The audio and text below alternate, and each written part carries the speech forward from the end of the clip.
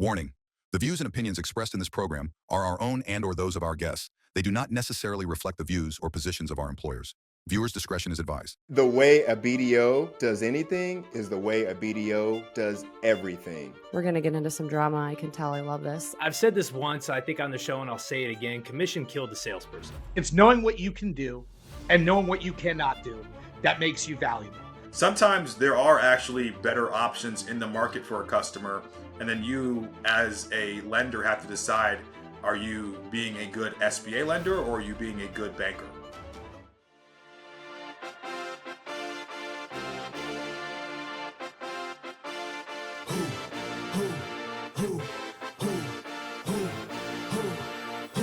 Promise I'm not being petty. I'm the one they envy, bro. They moving state to state. Make $1 million out to send me. Plus I grinded from the start. I was stacking pennies. I might dip like Machiavelli. After the confetti, who ready? We ready. Who ready? We ready. Who ready? Who? We ready. Who? Who ready? Who? We ready. Who? Who ready? We ready. Who ready? We ready. Who ready? Who? We ready. Who? Who ready? Who? We ready. Who? By the way, I gotta say something about Detroit that, I mean, of course, I always have to say something about Detroit. But the Lions, the fanfare going on right now, how explosive the city is, you got to see some of this stuff. So I stopped by one of my customers, owns a massive liquor store in Shelby Township called Corner 21, BB's Corner 21. Shout out to Joey and Frankie Manny. Good buddies of mine. Frankie! Typical Detroit names, right? And I paid for this myself, by the way. I picked up some bottles from the store for when we win the NFC championship Oh, nice. and when we win the Super Bowl. What is it? So I got a It's couple a shame that bottles. those bottles will be older than me before you know it. Hey, they're champagne, Yes. so they might be able to age well. I did get a couple other bottles too, just in case. But You guys got to deal with the Bucks on Sunday first. we got, of course, this, for Al that loves Crown Royal, of course, they've got the NFL Crown Royal Lions bottle. Oh, that's Two of I like Al's that. favorite things. Oh. Crown Royal in the city of Detroit. So Yeah. No, it's actually double crown. it's double crown. It's Double double crown. crown. Double crown. That double crown's neat. Double crown, And so the double last thing Detroit. I got is, I mean, you guys Yeah. might know me. I kind of like to stir the pot. So I'm going to my brother's place in Atlanta for Thanksgiving. We're going to have a whole bunch of family down there. It's going to be amazing. So one of my things that I like to do is I like to put a centerpiece for conversation in the table just for people to check out. I wait for people to leave the room, and then I walk in and I place something down like this in the middle of the table and just watch all the sparks fly. Oh, my God. It was well worth the coin because I can't wait to see everybody's face when they start That was- arguing. Yeah. I don't care what side of the aisle you're on. It's fun to watch. Hey everyone, welcome back to the BDO Show, a podcast for passionate BDOs wanting to level up their game with advice and stories from battle-tested BDOs. I'm your co-host, Emily Detour, and I'm here with my fellow co-hosts, Alan Peterson, Chris Hackney, Sterling Birdsong, and Ryan Kroge. Thank you for being with us, and at the beginning of each episode, we're always going to remind you to like, subscribe, and send over topics and suggestions over to the BDO Show at Gmail. Oh my God, the BDO Show at artofsba.com. We'll just keep rolling with it. And don't forget to check out our whole family of shows, including SBA Today, which airs live every week on LinkedIn, as well as our flagship program, the Art of SBA Lending Podcast. Okay, BDOs, it's story time. And no, I am not talking about the time Sterling tried to finance a zoo. You'll have to go back to episode 3 for that. I'm talking about the story that your borrower has in their head, and they may need that extra boost to finally get it onto paper. Rapid Business Plans is a known and trusted partner that can help them do just that.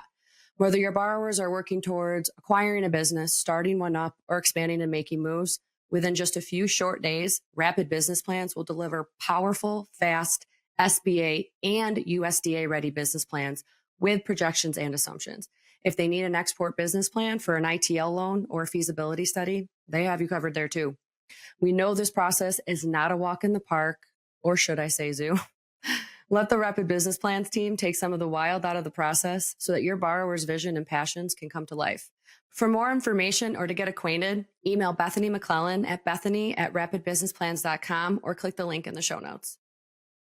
All right, today's episode, we're going to get into some drama. I can tell I love this. We're going to talk about the ethical dilemma. Are lenders misleading borrowers about SBA loan terms and process? And we will go ahead and start with the president. Yes. Yes, they are. No. Unfortunately, it is common. I don't think anyone on this show, or I know anyone on the people on this show do not. And if you're a higher producer, you're not.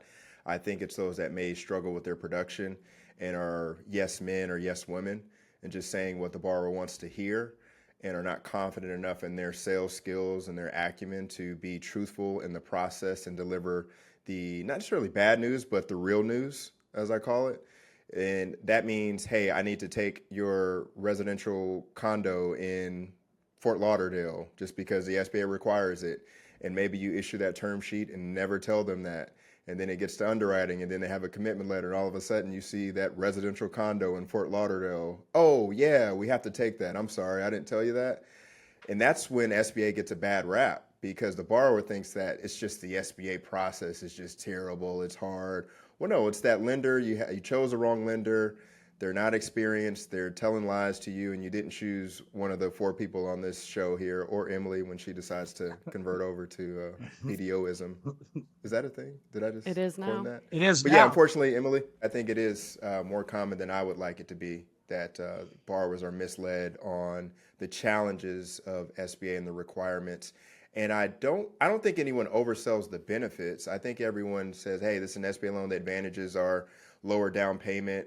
You know, the rate is a rate. It's a floating rate.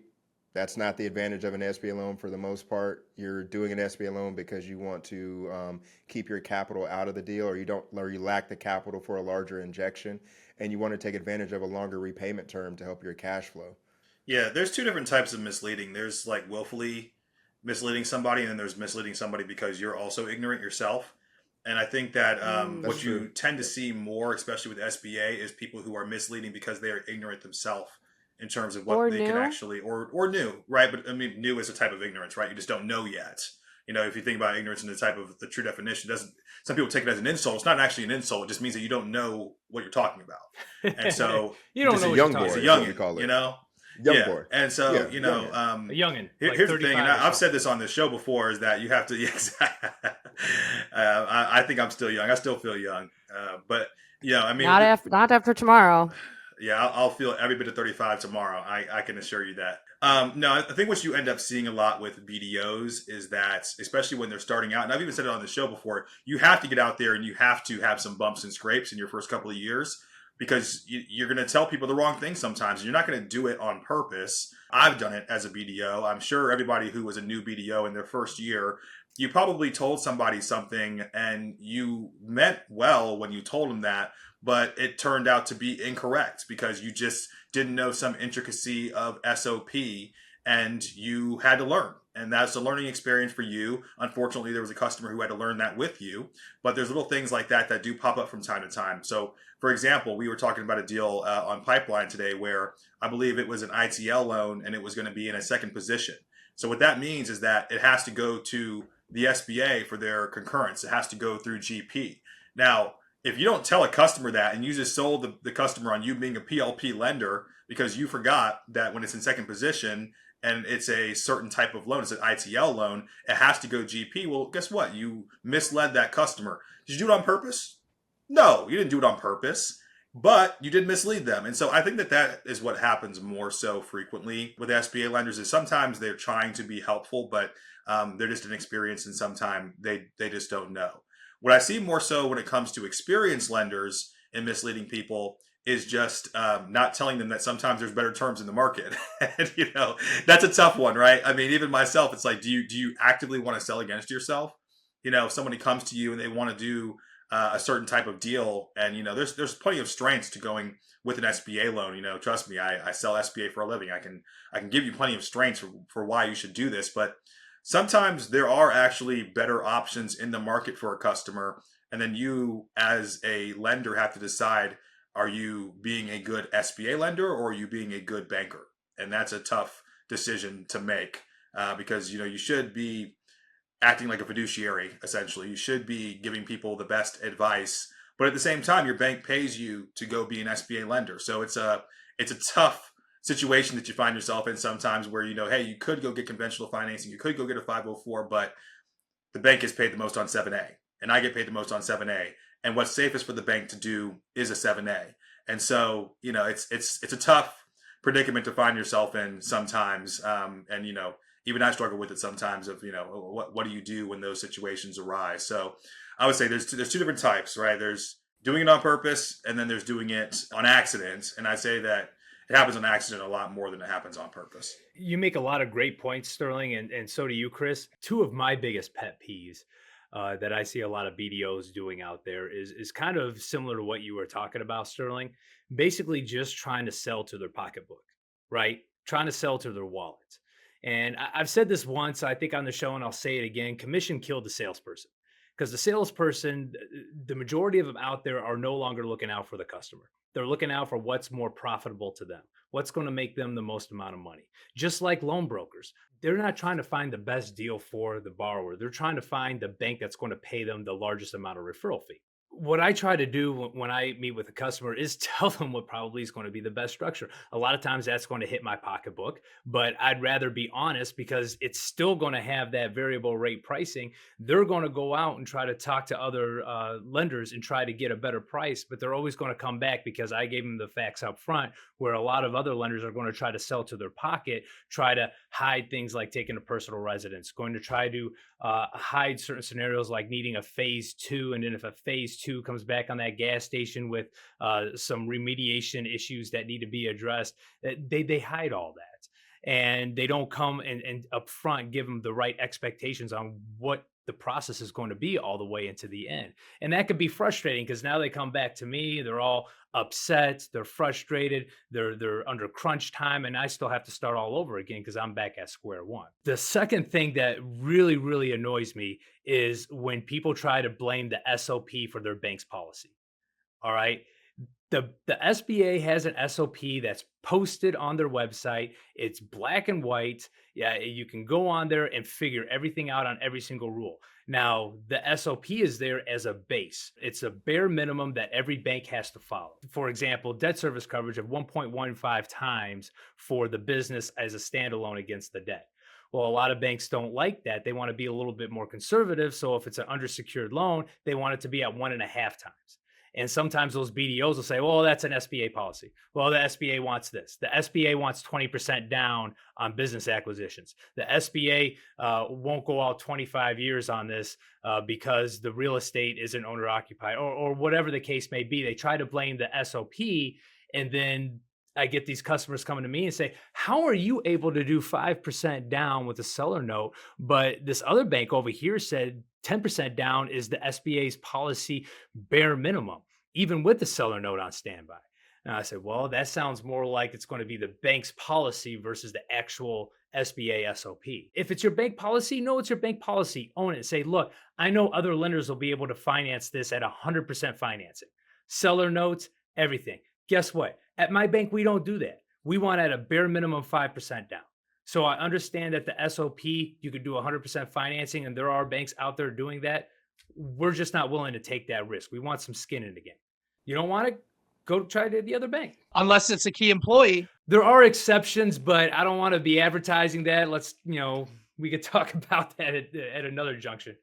But Ryan, I think the way I approach it is I'll say, hey, here's how our bank interprets it. Here's the SBA SOP rule.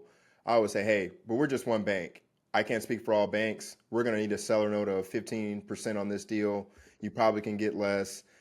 Here's how we're going to look at this structure. Just be transparent. It comes with confidence. It comes with confidence and experience. And your borrower will respect you more if you tell them, this is how we need to do it here. These are the SBA rules, and move forward and say, I trust Alan because he's keeping it like it is. He's telling it like it is. Speaking of Alan, I was going to ask you, what are some specific areas where borrowers might be misled about SBA loan terms or the process? That may not happen on purpose. It just kind of happened. what Ryan identified is something that I deal with on a daily basis.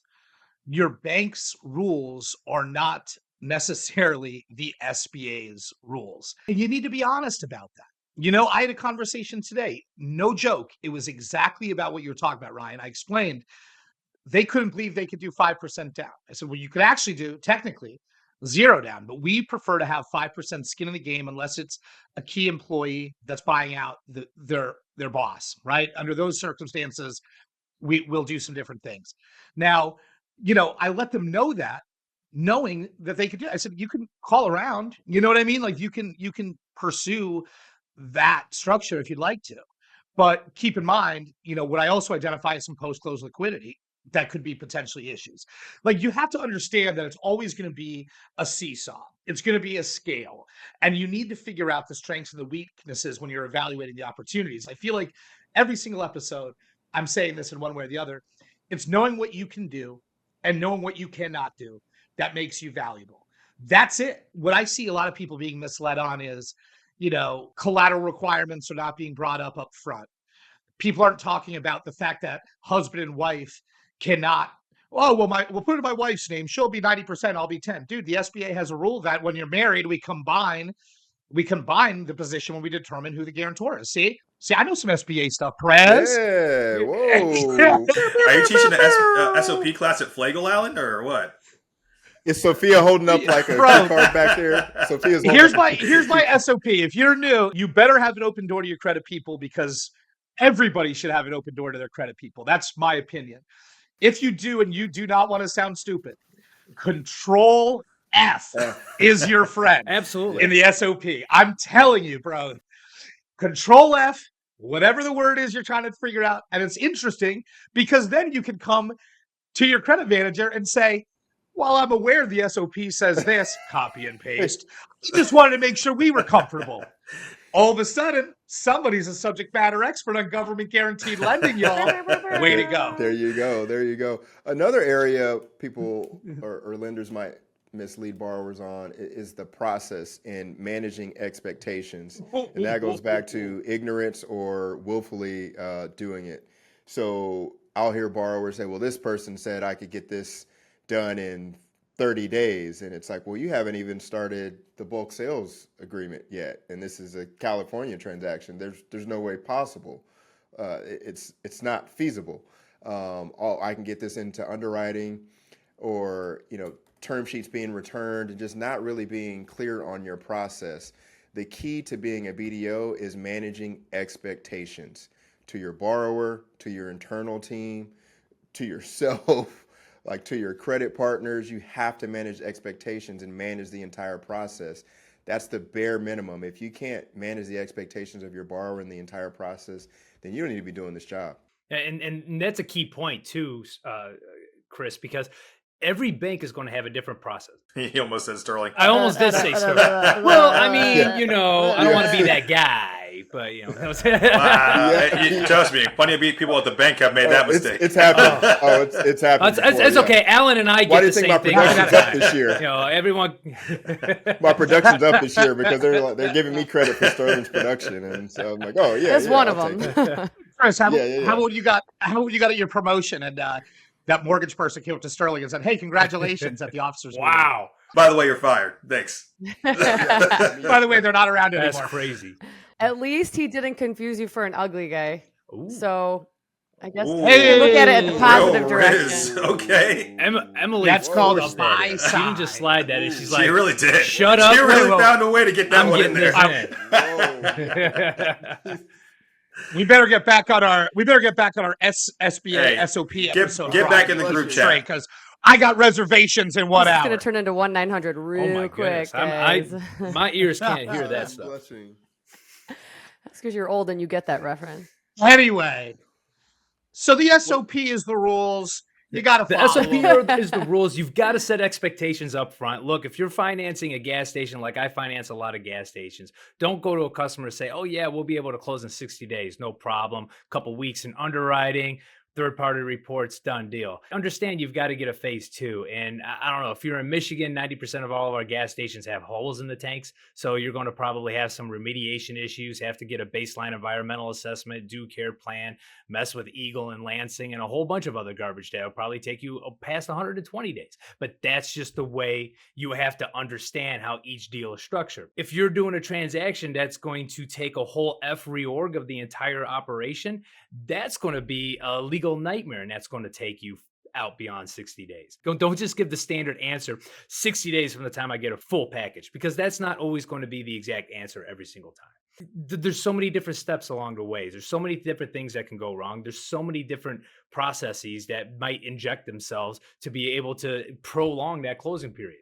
At least set the expectations and make sure that they understand, or else you'll have a really pissed off customer and referral source after that 60 days isn't met. And what if you discover structural obsolescence? Functional obsolescence within You know, your building I mean, that structure. could Yes, that could you happen. Could find that.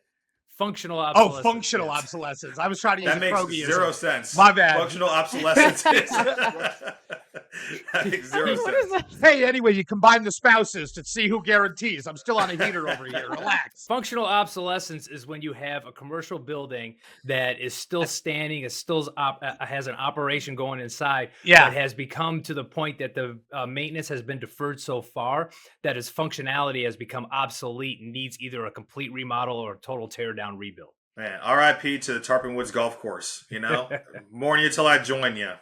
Oh, functional Not obsolescence. so functional anymore. I love that. I was going to ask Sterling. We talked about, managing expectations. Let's talk about potential consequences for both the borrower and the bank when the expectations are not properly managed. There's a little white lie and a little boo-boo, and then there's things that are much more serious than that. So the big one that lenders are really afraid of is when someone flat out lies to a customer. You have that thing called lender liability, which can be a real thing. If you really knowingly mislead a customer and you tell them things that you know are not true, and you tell people, for example, that they have a deal when they don't actually have a deal, or that they've been approved and that we're going to do it and we're going to do it at this rate. When you make promises to people and then they go and they make financial decisions based on the promises that you have given them, and there is some type of detriment to them that they can prove in a court of law, the bank can be put in a really bad position by that. They can essentially be forced to act on your words, or they can be sued for damages. That's the real serious thing that can potentially happen. In all reality, what usually happens when you just have a little incident is that you just have egg on your face. It's embarrassing for you as the lender. You have to apologize. You should take it on the chin and just admit that you were wrong. And then you just move on. People are typically forgiving if they feel like you're in the right place and you meant well by them and you were trying to do the right thing. But it's never a comfortable conversation to have with anybody who you've essentially let down. But luckily most of these situations resolve themselves. But yeah, every once in a while it can get pretty bad for all parties. On the bank side, I had to respond today. Our marketing team, people reached out to me. There was a repeat borrower for our small balance program. They got their first loan in January, and I guess maybe someone on our team told them that, yes, you'll get the second loan guaranteed. Who knows if that's true or not. But they went on our public page, left a 1-star review and a comment, and Not the 1 star. I would have given 0 stars if it let me. yeah. And so that's reputational risk as well too. People see that on the page, and then there's Better Business Bureau too. And again, I'm not saying that actually happened, but you never know how a borrower is interpreting what you are saying too. I've had to check myself on that sometimes too, and making sure you're very clear on, this is one loan. We will revisit the next loan in 12 months and go through the process again. Maybe they're buying another business. Maybe you gave them half the working capital they request and they're coming back in 6 to 12 months. Saying certain things can trigger, oh, well, Alan said I can come back in 6 months. In their mind, they've got an approval as soon as they come back, but maybe there's a change in their financial condition. You don't do that loan, and then now they're angry. But from the bank standpoint, you have the public negative reviews that can be left on the bank's page, which no one wants that. And then from the borrower, I've seen borrowers lose opportunities to buy businesses, buy buildings, because they were misled by a prior lender and it took so long for them to get through the process, then they come to us and they have 30 days to get the deal done, or their money goes hard, or maybe a month and a half to get this deal done, or they lose out on the opportunity. And then we're under a time crunch to be the savior on the deal. And sometimes it happens. A lot of times it happens. Maybe sometimes it doesn't. And we have to ask for an extension. And you never know what that seller is going to say too. So these are people's real lives. I think sometimes lenders think, oh, it's just kind of, I'm issuing the term sheet and I get my commission. Like, this is someone buying $1 million and $2 million business. Like, it's not play money. This is real debt that they're taking out. So you need to be truthful in your communication of the process and expectations too, because it can really impact your borrowers. I don't think you need to scare people away, but being truthful about what can happen if the loan is not repaid. Now, I don't think you lead the first phone call with, if you don't pay your SBA loan, we're going to take everything back from you, right? But at times it is appropriate to have a conversation if your borrower asks, hey, what happens if this loan is repaid? And then explain the process. You know, this goes to the Treasury. Just because the banks repay the guaranteed portion, that doesn't mean you sail off into the sunset and you're good. It doesn't work like that. This isn't a PPP loan. The Treasury is going to pursue you. It's like an unpaid tax obligation. They're going to pursue you until it's repaid. And that can mess up your life and your livelihood too. So again, not something you need to lead the first term sheet phone call with, but there is a point where it's appropriate maybe to have a conversation with their borrower if they're questioning what happens if they're not repaid. Now, if they ask too much about it, then you maybe shouldn't do that loan, because why are they asking so much about not repaying? The first question is, what happens if I don't repay this loan? What's going to happen? Well, number one, if it's done within the first 12 months and I get a clawback, I'm showing up on your doorstep. But we got bigger problems, buddy. 18 months, months, actually. Now, I always talk about the PG, man. You got to talk about the PG. When I'm looking at a business acquisition and the borrower is using their entrepreneurial optimism to kind of over-evaluate the upside of the opportunity, right? I remind them how serious that PG is, and that if we're adding the kids, braces from the seller back to hit a 125 or 120 or whatever minimum DSCR is, 115 per SOP. I know SBA stuff. The fact is, so proud of you, Al. Shout out to Josephine holding up the SOP in the background. Yeah, my daughters are holding flashcards behind me. Yeah. Oh, Daddy, go. Yeah. Starburst the pony has it in his mouth. No, but it's a wild thing. I mean, you got to level expectations with people personally, and everyone's style is different. When I'm talking about the PG, I use it to my advantage when I'm evaluating a business opportunity for business acquisition, which is really all that I do, identifying that risk. Like, dude, so you're telling me you feel confident enough that you want to push this on this skinny of a margin, understanding that X, Y, and Z is going to happen. And, they got to understand the weight, because to Chris's point, this is real people. Right? This is people's lives. They're changing forever. And the minute that you lose sight of how real and what a serious impact you're having, pack it up. Go sell radio advertising again, or whatever you did before, because this is heavy stuff. Cars, this is heavy lifting. Do people still sell radio ads? I don't know if radio can afford salesmen anymore. I don't know. But yes, I never sold a used car, but I definitely assisted with a pre-owned vehicle before. I used to sell service on used cars. Way back in the 90s. We knew this. Oh, that's we right. talked about I this. did tell you You told me about that. I don't know. My mind's not what Automobile. it used to be. My memory's going. You said some old lady tried to trick I her. didn't try to. I would never. Episode ever 17 trick an old lady. in person. That's just not the right way. This gets into transparency and play and like building Yeah, trust with right. borrowers, and like how can a BDO, especially a new BDO, how can they ensure they're being transparent, Sterling? It helps if you know what you're talking about and you actually study the SBA SOP. We have a guru here Like Alan. named Alan Peterson, who Alan's kids. is deep in the SBA SOP. And, I actually use him as my control F function. When I need something, I don't even look it up anymore. I just text Alan and he hits me back. Hey, like Siri, Everybody text in Alan. our bank like- calls up Alan when they have an SOP question. Our credit manager calls Alan. He says and Siri's actually he doesn't texting even. Alan. Siri actually said, what do you want to say to Alan? And now mine's talking too. Now they're all, you can't say the S word. It's a normal Thursday. My phone's charging. Yeah. So, but unless you have the chat Josephine GPT, picks up like, "Hello, Alan's SOP That's master." right? Unless you Yes, have SOP the chat hotline. GPT of SOP like Alan, like I do, then you have to go and do your own research.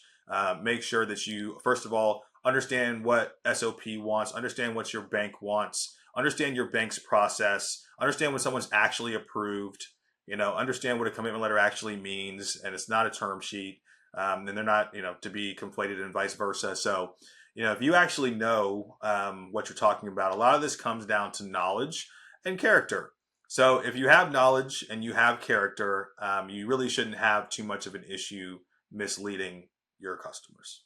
What is it? Undersell and what is it? Undersell, over deliver, under promise, over deliver. So if I know our process takes a month and a half, I'm going to add a week and just say or a week or two. Just, hey, this is probably going to take 60 days. Trying to look like a right? hero. That extra 2 weeks. Yeah. It doesn't hurt. It doesn't hurt. And then if you come in under that, they're going to remember that you said 60 days and you got it done in 50, right? If I say the exact time it takes and I'm 2 days after that date to close, they're going to say, oh, Chris, he said it closed on the 19th. It's the 21st. Never working with that guy again. It's psychological. So look at your average closing times, assess your pipeline. What's your average closing time with your deals that you've had throughout the year?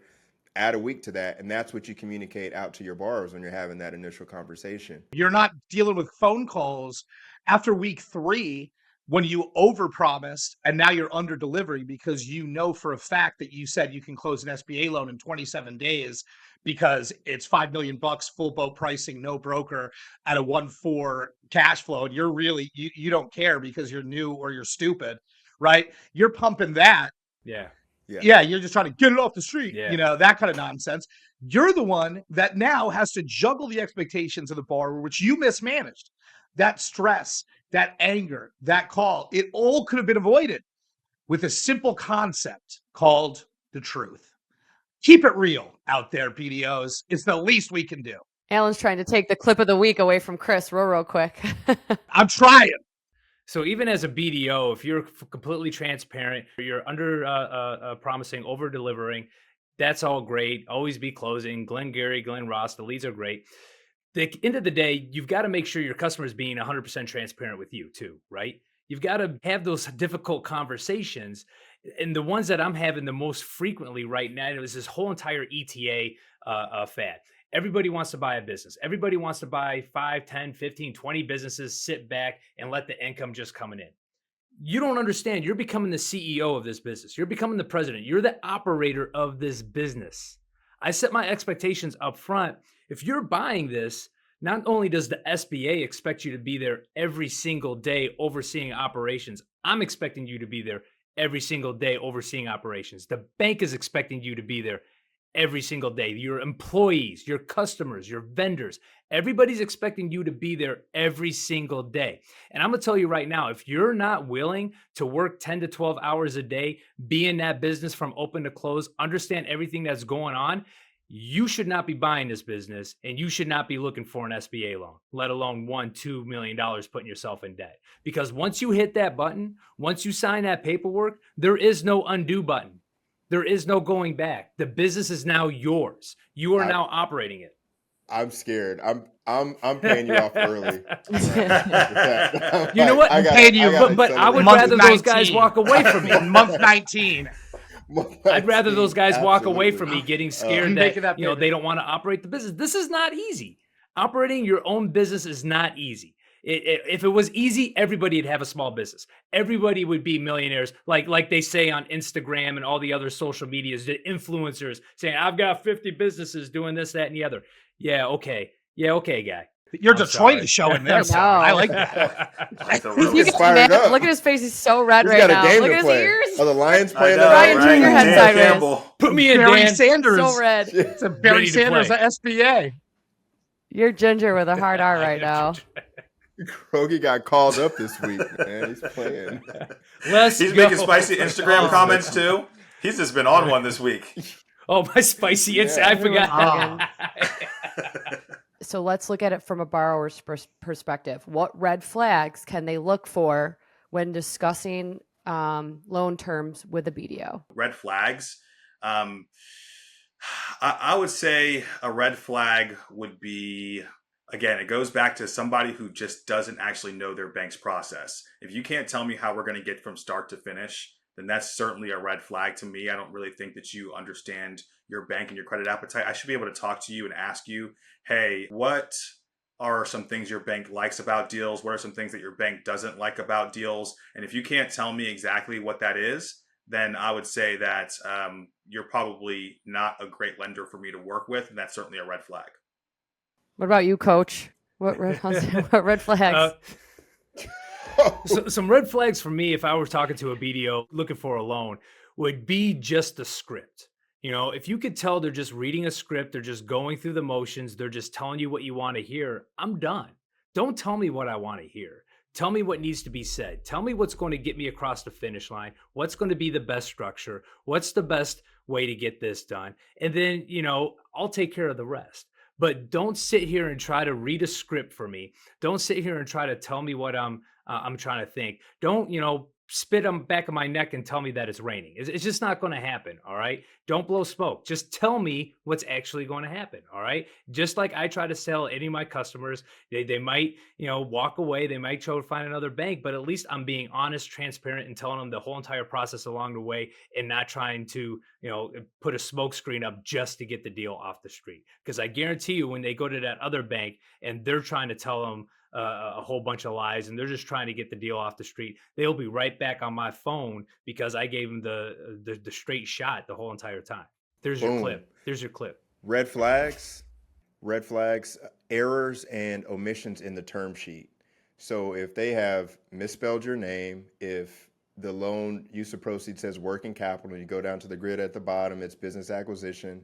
If the math does not math, as they say, if that little grid sources and uses don't add up. The way a BDO does anything is the way a BDO does everything. I got chills. I got chills. My goodness. Somebody put that on a banner. There will be errors and omissions in your loan process. Wow. Wow. I think we could just end right there. I talk about this. I talk about this. Wrap it up. Yeah. Wrap it up. No, I want to hear You know Alan's what? red flags. Where's my phone? I'm getting on the next flight down to Meat Market. Listen, Coach, take a chill pill. That's it. Coach Kroge. Now, you know, I actually, Oh, that works. I talk about this all the time on social media at Alan Peterson SBA. You know, you need to interview your SBA lender. If you're listening and you're potentially a borrower or you're a business broker that's trying to create new relationships, have a very serious and genuine conversation about the types of deals they do. Like Sterling said, what is your process like? You know, things like this. I've actually won business where I have underpromised what other individuals have said that they would do because they knew that I was genuine and they knew that I was going to shoot straight with them throughout the entire process.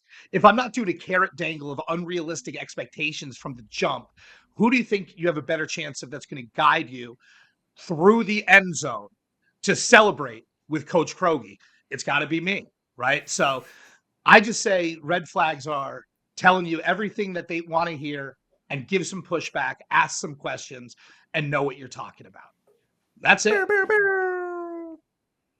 My red flag would be probably, because I'm not even a BDO, but listening to you guys talk, I would say too many yeses too quickly and not enough questions from the BDO. Like if everyone's saying just yes, I can do it. Okay, well, there's going to be many moving parts of this loan. Yeah. Every loan's different. Why don't you start asking me some questions? Because now you're just trying to get the deal off the streets. So not healthy for anybody to lie That's or right. make these crazy promises. Anybody, new or old, Coach Kroge.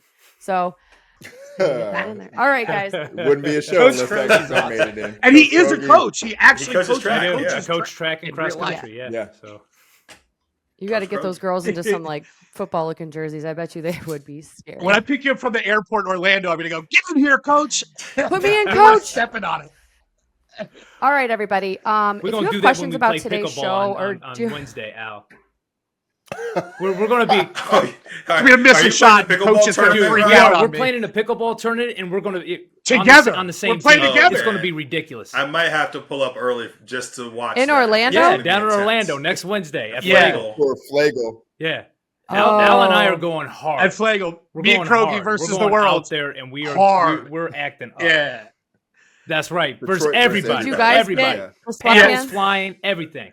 You guys need matching sweatbands. Oh, we for do. Sure. I already got them. We got them. We got matching got 'em. sweatbands, We got 'em. wristbands. We're rocking it out, man. We're going to wear our Cocoa Crush Yeah. shirts, and we're going to go out and crush some pickleball. Rafferty ain't ready. Yeah, Kevin Rafferty's been talking a lot. Yeah. He's been telling me, he goes, Al, you and Kroge better bring your Hey. best stuff. I go, all right, Kev, we'll see. So I've never played pickleball before, but you know what? I'm about 30 years younger than most people who do. So we'll get out there and make it happen. Yeah. And that's saying something. I'll call the sports book. And that is saying something. That's what's up. Sports book on it. Get us out of here. Thanks for joining us today. If you guys have any questions about this episode, I know that there's probably a lot of questions surrounding this. Like there always is. Go ahead and shoot us an email over to the BDO Show at artofsba.com or flood these guys' inbox on LinkedIn. They love it. And don't forget to check out our flagship program, the Art of SBA Lending podcast, as well as our other show, SBA Today, which airs live every week on LinkedIn. And we will see you next time.